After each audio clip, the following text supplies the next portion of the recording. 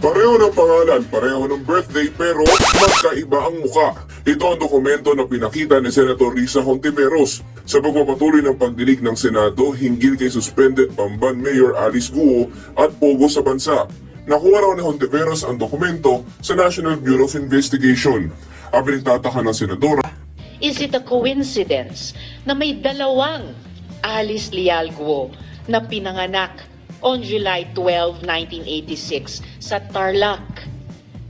Is it a coincidence that this NBI clearance was applied for just a few days before the date of filing of the delayed registration of birth of the other Alice Leal Guo in Tarlac City?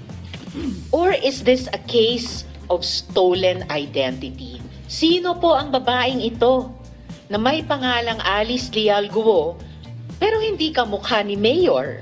I-presume natin na siya mismo, yung nasa picture, yan yung nagpunta sa office. So kung yung Alice Guo na yan, magkaiba naman kay Mayor, hindi natin alam kung yung pangalan niya ay parehas na parehas ang date.